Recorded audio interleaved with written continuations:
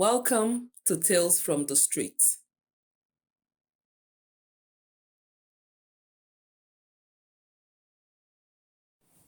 Here's what our narrator has to say. Ìyàwó olè, tífù, báráò. Me, the wife of a thief.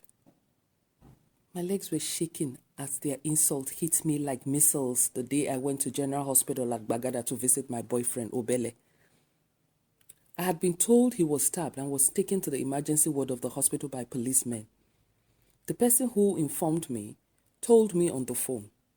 He didn't reveal his name, nor tell me why or who stabbed Obele, and how come the police took him to the hospital. Obele is my boyfriend. We had been dating since I left school about 6 years ago.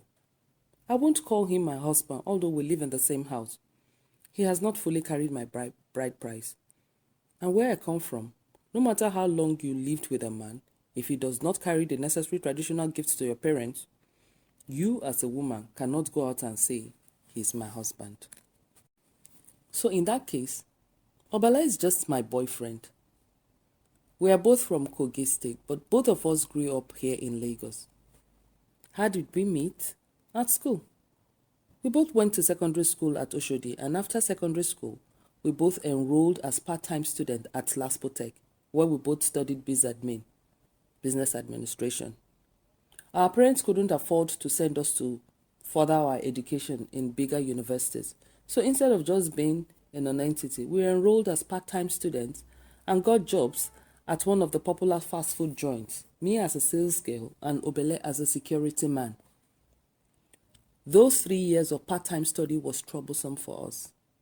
Me, because I had to write Obele's assignments and often his tests. You see, as a security staff, he hardly had time to come for lectures, copy notes, or even sit for tests. I did all of this because I knew he has the potential of being a great person in life. I mean, yes, he talks about making it big and doing business, but you see, he's not lazy or any such thing. He is kind too, and is always helping people and always trying to find solutions to things that happen around him. That's why I like him a lot. So you can imagine my shock when I got to the phone, picked it up, and heard a voice saying he had been stabbed and was at the emergency ward of the general hospital. I called Obele's number several times and got no response. I even called Hakim's number, his close friend, and it was switched off. So I hurried over to the hospital. My thoughts were, Obele must either have been separating a fight or helping someone who now mistakenly stabbed him. I was almost running mad by the time I got to the hospital. The nurse at the nurses' station was rude. As you can imagine, many nurses are like that in government hospitals. Where I work as a sales girl, they tell us customer is important. Without customer, there is no salary. But that day, I was in no mood to feel bad about their attitude. I just begged them by slipping a 200 naira note into her hand and asked where I could find Obele. I told her he was my husband and he'd been stabbed, and I was told he was brought in by the police. She pointed to a corridor where several long trolleys were kept. One of the trolley had someone covered in blue sheet. The face was covered, meaning the person was dead. I froze immediately and ran back to the nurse. I said, Auntie nurse, there's nobody in the corridor. I didn't see my husband in the corridor. And she replied, he's dead now. Wọ́n sọ fún ẹni. I almost passed out.